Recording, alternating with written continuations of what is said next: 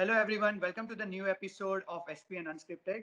My guest today is Afsan. Before I begin the show, let me read out a quote. It's by Herb Brooks. It says, "Quote: Risk something or forever sit with your dreams." Stop quote. So, what I found interesting about your journey, Afsan, is that you have made some bold choices and then you have taken some risk to land where you are today.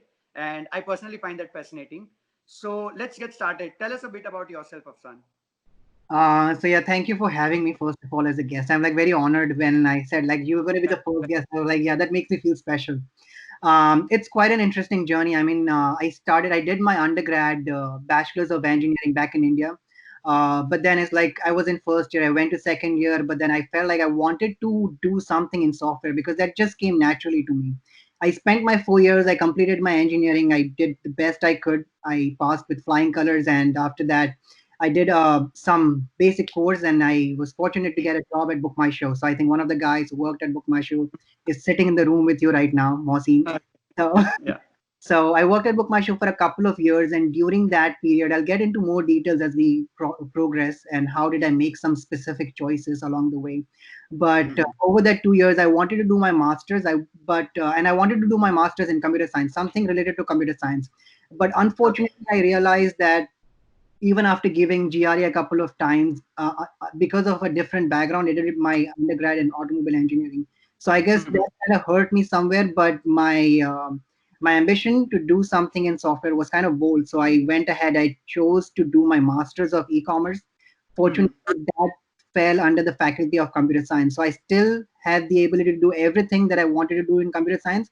It's Mhm. just that at the end of the day, they will call me a master's of e-commerce and not a master's of computer science. So I did Okay. that. I did my thesis over there, and I decided to do my thesis in a topic in NLP. And I'm still passionate about NLP. I'll tell you more about how did I come to select NLP, and that's like a couple of people in the room might be surprised with that. Might also feel good about it. I decided to do that, and then I did my thesis, and then I went ahead. I got a job as a data scientist over here at Introhive, where I Mhm. continue to work with text data, and I'm very very happy to be where I am right now.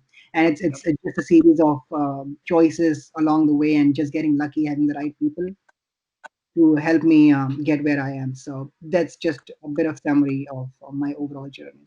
That's quite an interesting journey. So, tell me, like, when did you realize that you love coding, and coding is something you want to pursue your career in? And also, if I may ask, how difficult was the transition from engineering, like automobile engineering, to software? So the first question is like, when did I realize about that software? I think the first year is like the first year of engineering is common for everyone in India. It's Right, university. right, right. So I think we have this basic courses like you have to do over there. We call them subjects instead of courses, but it's like you have this C, C++, Java that Right. comes. And I think when I started to write this program, it's over the years I have worked very closely with computers. It's like I don't know, it's that not a lot of people will be familiar, but in Berambag we had Penguin. It was a cyber Oh, cafe. yeah. Yeah, a lot of people will be familiar about that, especially if you're from Berambag. And I used to work over there like not for money or something, just to like hone my skills. But I never realized is like this is something that I would actually enjoy as a career. I just did it out of fun. But when I Right. was in the first year doing this courses in India in the engine, I felt that I'm very very comfortable. It just kind of comes naturally, and Right. I could just keep doing it as long as I have to. So I mean that's when I realized that I wanted to do something related to technology, specifically programming or software industry. So yeah. So, how important was the role of your family, and why do you think that matters? Okay, so in regards to the family, and I'll be brutally honest about this, is like because this career and everything, it's become a thing now because we have more and more people in North America right Right, now. But in my right, family, it's like we don't have a whole lot of people who are into like doing professional jobs and everything. I right, do have people who are like very ambitious, and I love my family, and they've been supportive in decisions such as making sure that I was moving in the right direction. I had financially is like we were strong enough to like support my education, but right. exactly like deciding what courses I should do or which direction I should go, I don't think I had that sort of support from my family. But what support that I had was like moral support or financial Right. support, and I think I that think that's what I was getting at. Yeah, like more like emotional support. Yeah, I can exactly. understand. Like in terms of fields or in terms of courses, they might not be aware. But Exactly. why do you think that matters? Like, if you can tell the audience. maybe Yeah, because it's like, okay, so I mean, this is going to, and let's be realistic over here. When you want to come to North America, the one thing that kind of stops a lot of people to come over here is like money, yeah, because yeah, the education over there, like, it's crazy expensive. right, And if you don't have that support from the family who can tell you like, we're gonna borrow this money for you for your education, you don't worry about it, you go there, you do your education the way that you want to do. I right, don't know, it's like how encouraged or how motivated you will be, like, because over here things are expensive. To be yeah, realistic, things are right. expensive. So I Yeah, but just telling them, okay, don't worry about anything. exactly. We are the thing that matters a lot, and I think yeah. So yeah, I completely agree. Yeah, So that's the thing. I think that's where the family comes to play a very important role, especially when you come. It's one thing is to come to this country and right, for your education. The second thing is actually be able to sustain the life over here. And when you're over here, when you talk to your family, you share with them like, these are the problems that I have every day. Not like courses mein, matlab meko marks nahi aa rahe, right, assignment. Not that right, kind of problem. At least if you share with them like general problem, they can help you morally, emotionally, and I think that is very important, especially in a country like countries of North America. I would say right, either right, Canada or States, either one of them. So, right, right. Yeah. Going to the next question, tell us a bit about your work at bookmyshow.com. Like you work with so Book. yeah, BookMyShow was fun. Is like I still talk to people from BookMyShow, and I loved Mhm, working at BookMyShow. I mean, and I was fortunate that Nadir Mistry he referred mhm, me for a job over there, and I was fortunate. I got lucky over there, but I never took that opportunity for granted. I spent mhm. 2 years over there, and in that 2 years, I learned so much. What was your role there? So my role over there was as a software engineer over there. Mhm, So over 2 years, is like we worked on different projects and working with different languages. So working with a lot of talented people, nice people, I would say, more than talented people. mhm. And yeah, and I was fortunate to meet someone like, I know Mohsin from he's a childhood friend, but I Right. think there are a lot of things that I learned from him. I think one of the fundamental things that I would have learned, and where I'm sitting right now, is like this natural language processing, and I would like to take a bit of direction in that, move in that direction, because I had zero understanding of natural language processing, and Mhm. Mohsin was actually working on a chat application, and Okay. it was like a thing in BookMyShow because they were building this from the scratch. And Mohsin used to tell me about all these different things.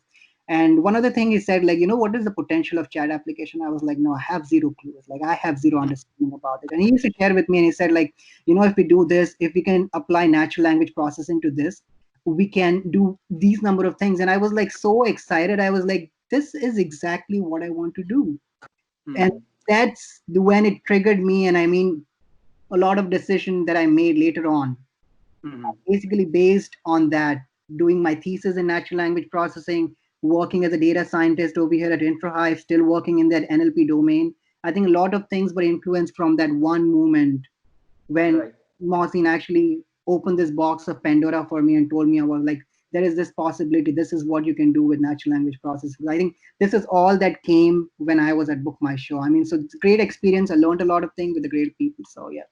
Going to the next question related to your master's program. So most people, opt for diploma courses when they move to Canada. So I wanted to know from that perspective why masters, and how do you see master's program as something different compared to diploma program? Yeah, I mean, I don't want to act like I'm a career counselor or something, an expert in something, but Right. Right. but from my perspective, it doesn't make a difference whether you're doing a diploma or a master's. I think what is important is for yourself to know what is your end goal, what is it Right. you're trying to achieve. If you know that I want to do this, because in my case, I knew that I want to do this. I want to end up as a data scientist, and for myself to end up as a data scientist, I cannot take a diploma program and end up as a data scientist, because there were a lot of things that I had to do.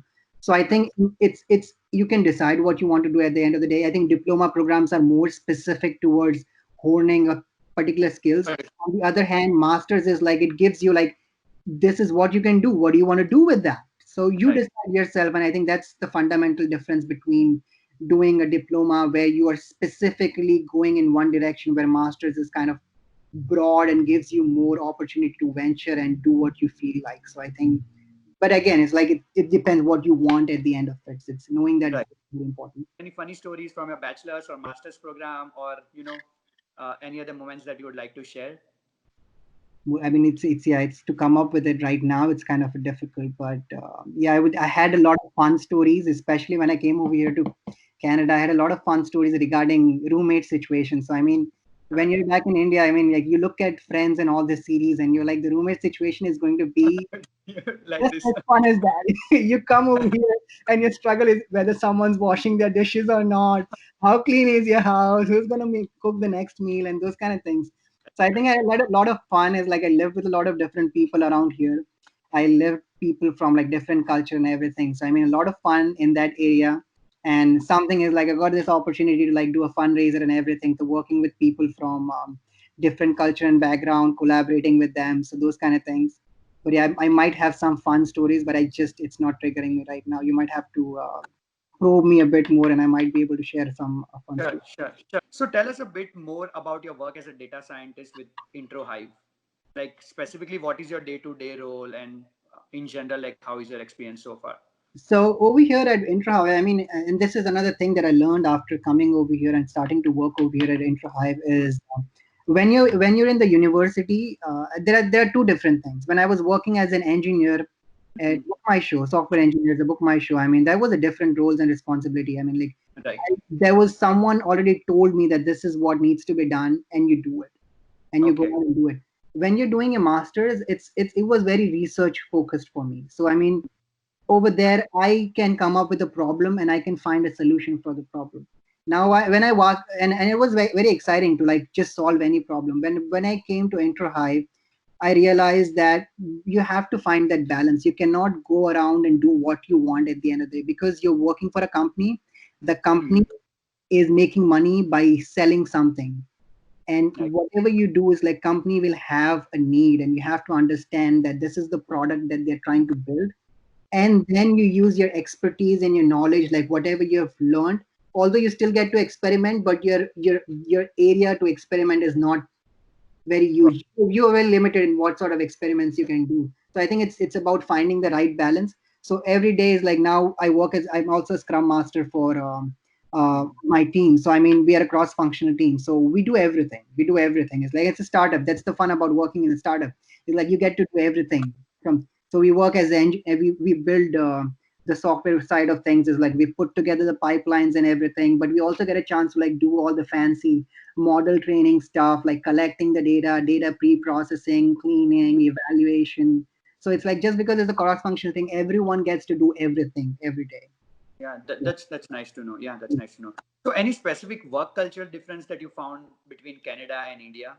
I think over here there is a lot more focus and emphasis on process, Hmm. and I have felt that that was kind of vague over there in India, and I think the absence of process kind of leads to chaos, and you would never want to have a chaos in your company. And I think the one thing that's major different over here is people are very people respect their work life balance, and Right. I think to make sure that that work life balance is maintained, you need to have a process in place. And I think we have a very well defined process over here that helps build things, help people to like make Hmm. commitments and estimations and those sort of things.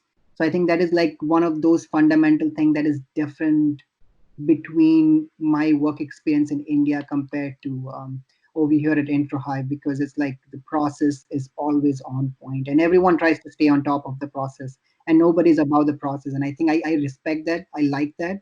And I've learned a lot from that myself. So yeah. Everybody basically nowadays, want to move to machine learning and big data companies. And Yeah. so, any courses, software, languages you would like to recommend our viewers? I mean, it's this data science field is like so vast right now. I mean, you can, and again, it's like when we came over here at Intrive, is like we thought we were just researchers. That's Hmm. what we thought. But then the reason why I'm trying to come up with it's because you need to know what exactly you want to do. What is it Right. that excites you more? Whether it is it the research part, or is it actually building this engineering components of things. I think whether you want to play with, you want to scale the model. So there are Hmm. different roles, and based on that, you could either be a data engineer, you could either Hmm. be a machine learning engineer, you could be a Hmm. data scientist researcher, you could be an applied data scientist. So I think it's very important to know what you want to do, and based on that, I mean, there are a lot of different frameworks and courses available. Definitely one of them that I would highly recommend is Andrew Ng's machine learning course on Coursera. Okay. I highly recommend anyone is like who's into machine learning. It's easily a 3 months course, but if you just started with that, very great explanation about things and everything. So I think it's a good place to start. And once you do that, I mean, think about the projects that you would like to do, all the fun projects, and see how you can apply all the things that you have learned from that course into your projects that you come up with. So yeah, that's one thing that I'd highly recommend. Yeah, yeah. Thanks a lot, Afsan, for the recommendation. I hope the viewers would check that course out and Yeah. find it useful. Yeah, so thank you. What do you do in your free time and after work or weekends? How is life in general? So yeah, so over here it's like it's not that hectic. So I mean, you get to choose what you want to do in the free time. So I'm big sucker for learning new things. I like to read, and Mm-hmm. right now I'm reading something. Right now it's like sitting right by my desk. So it's like Atomic Oh, Habits. It's like highly recommend anyone is like who. I mean, I feel myself. I'm pretty disciplined. I find it very easy to master in habits. But just rereading that book is it's pretty good. So I like to read a lot. Biking. I enjoy biking. So I like to go around like over the weekend, plan for something, go out for biking, and just just going for hikes and those sort of things. Gathering is also fun thing, and whenever I get some time I like to commit myself, is like just stretching myself a bit more and like committing to some projects or something, helping someone up, and that helps me learn a lot of different things apart from my actual work life. So I think that's something that I like to do in my free time. So yeah, and nice. a lot of Yeah. calls, because when you live in a city like Fredericton, you need to make sure you're connected and you gossip with people, you get all the right gossips. So I think Mhm. a lot of calls are important. Okay, I see, I see. Yeah, I know. Back in India, I've always known you have been like a voracious reader, and I personally feel that reading opens up a lot better, or a lot more, give a perspective of the world. So I personally feel everyone should start reading at a younger age, and I think, yeah, thanks. Definitely, yeah. Yeah. So Afsan, tell me, who has been the biggest influence on your life? That's a tough question, you know. I mean, because I cannot credit one single person for anything. It just depends upon what point of journey you're talking about. Is like if you're talking about my life over here in Canada. I mean, one person that I specifically respect and look up to is he's a CEO of a company called Lead Shift. His name is Tukan Das. So I think Mhm. he's the guy who gave me this Atomic Habits. He's the one who gifted me the book. He's been one of the greatest influence for me. When I think about people from back India, I mean I think about Jackie Kotia, and Mhm. I think about Nadir Mistri. There are a lot of different people. Is like and when I need inspiration, I'm not lying. Is like I think about guys like yourself, Huh. Mohsin. I think about Tanvir. I mean, I think about people who are like, you guys work with like Apple. It's fancy. It's like not that I'm excited to work. It's just that knowing that, and it kind of keeps you motivated Right. to move upward and forward. So I think, yeah, it depends upon what point of life we're talking about. Yeah, yeah. Thanks a lot. Yeah. So, what was the best piece of advice you ever received, and that you would basically like to pass on to our viewers?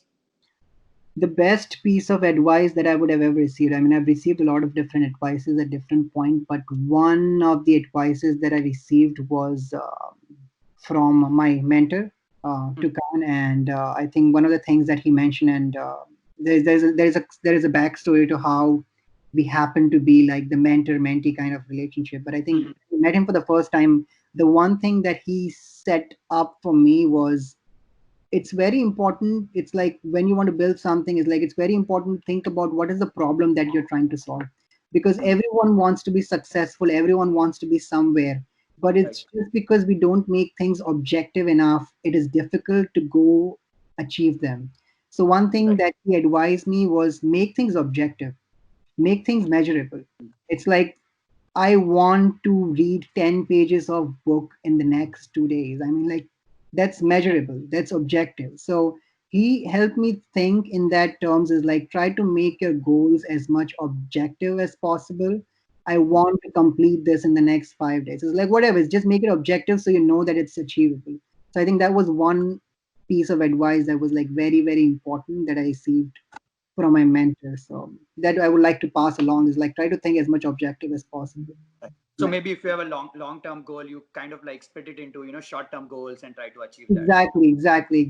Yeah, yeah. It just makes That it easier. It makes it fun, you know. It's like at least you know that okay, so if I do this, you know, it's like it's exactly. Let's go back to the example about the books. Is like if the book is 300 pages and you say if I'm going to read 10 pages of books in the next 2 days, you can easily do a mental math. Is you're like okay, so if I do 10 pages in 2 days, is like how much time I'll need to do the 300 pages, and it's easy to achieve it that way, breaking it down to smaller pieces as you put it. Yeah. right. Yeah. Yeah. So going to the next question. So we all have we have all seen successes. We have seen failures. So what, according to you, was your biggest failure, and what did you learn from it, if any?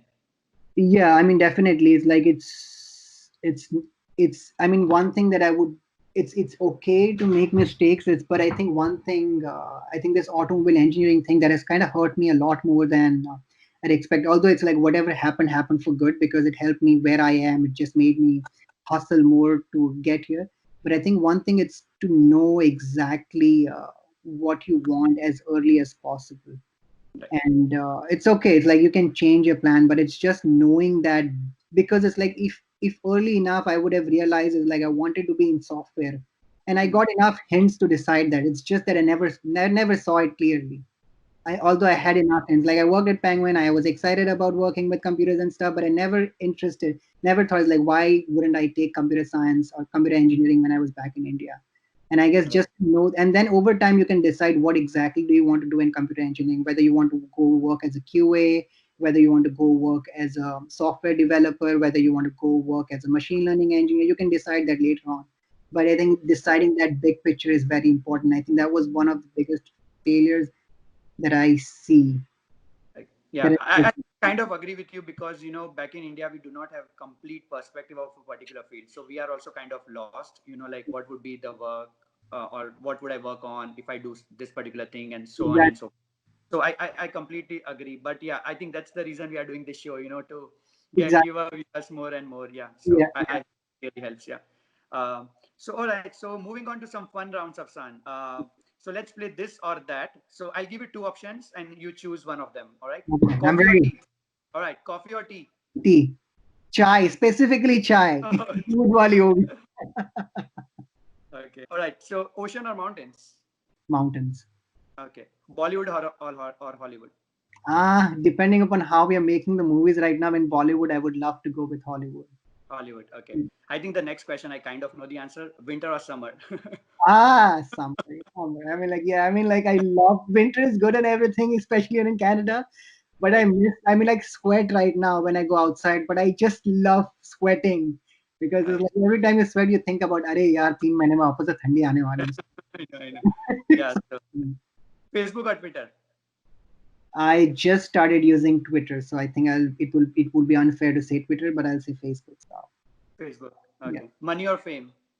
money or fame. Now this is the trick question. This Hmm. is a trick question. I would go with fame.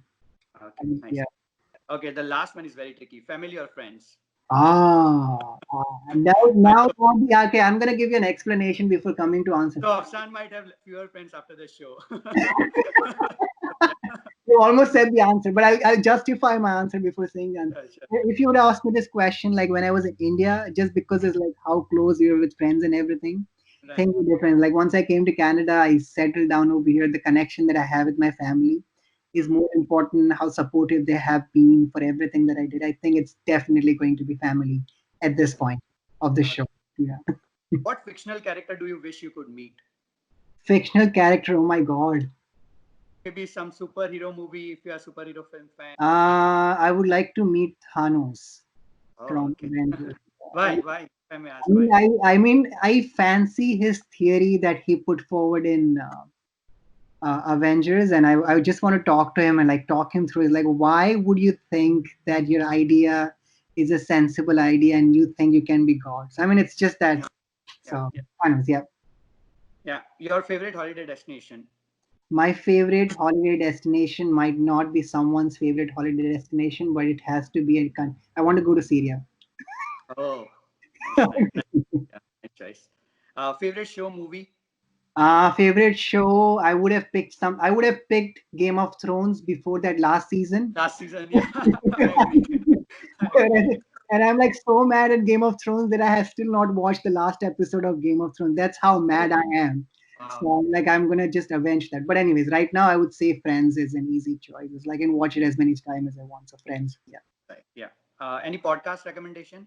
Podcast recommendation. Yes, I have a few. I mean, the one that I'm listening to, the Planet Money, because I'm not good at Hmm. economics and stuff. So I highly recommend is like the way that they break things down. It's pretty good. It's pretty good. If you could have dinner with anyone from history, who would it be? I would like to go with Steve Jobs. Oh, nice, nice choice. Look at that smile on your face. Yeah. All right. Last question. Books you would recommend? I think one of them you already recommended, but in Yeah, general, any books? Yeah. definitely, definitely. There are quite a few books that I've read recently. I mean, like depends. Is like I used to read a lot of novels, but now I've moved to reading like something that would help me build skills. So Atomic Habits is definitely one of them. The other Hmm. one that I would recommend, and I'm sure if you're interested in human behavior, highly recommended, read Predictably Irrational. Okay, It's like I need it's to. definitely one of the good books that you'll enjoy reading because it helps you. Now that simple is like how does Apple put a 499 beside a 399 and a 599, and person Hmm. people end up buying a 599. It's Right, just right. explaining the human behaviors. How do we end up deciding something like that? So I mean, Predictably Irrational is one of those books. All right, all right. Thank you so much, Afsan, for your time. It was pleasure having you on our show. Thank you Thank so you much. Yeah. very much. Thank you very much. Yeah, this was fun. This was fun. To all our viewers, we'll be linking Afsan's LinkedIn profile in our comment section. So yeah, if you have any questions, if you want to reach out to him, feel free.